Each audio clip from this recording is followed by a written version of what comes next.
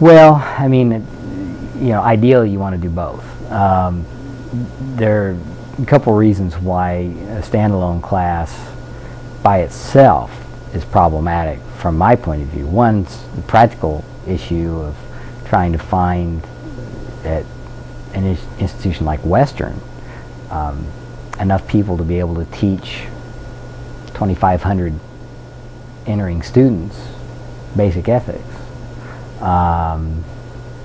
in a way that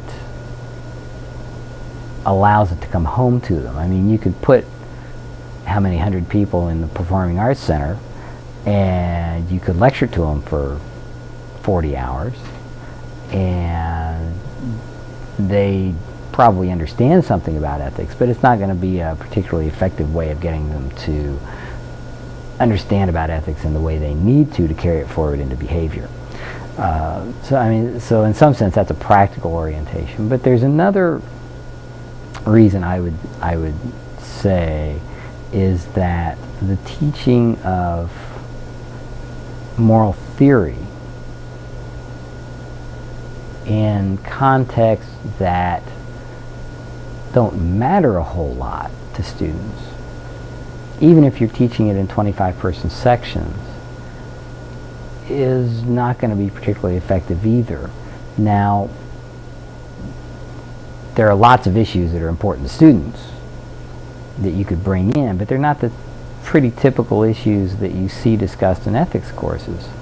If you get 25 people in an ethics course, you're going to get 5 or 6 of them who are really exercised about abortion, and you're going to get 5 or 6 of them who are really exercised about capital punishment, and you're going to get 5 or 6 of them who are really exercised about animal rights, and 5 or 6 of them who are really exercised about other things.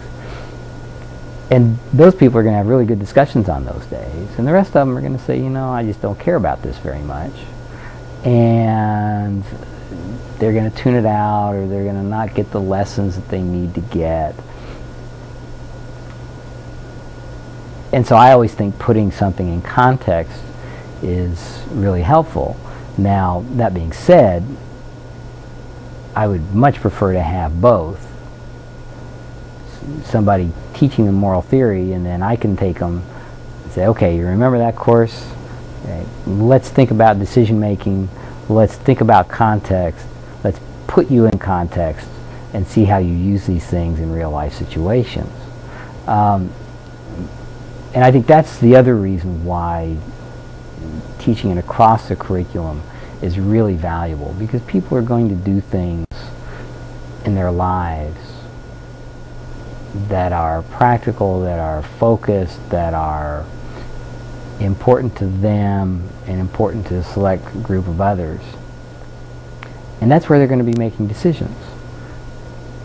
In understanding what it means to make a decision in a moral context, or a decision that has a moral dimension, which almost every decision does, but also in the context of marketing or chemical research or public policy related to the environment, or writing, even writing, which some people might think, well, okay, where's the ethics in writing? But of course you get into plagiarism and everything else. So setting decisions in context and having students gain practice in making decisions in that context is going to bring the lesson home to them so much better than a relatively abstract course in moral theory, that if you've got to do one or the other, I would argue for doing setting the context and putting them in that context so they do get that practice that they can apply the rest of their lives, really.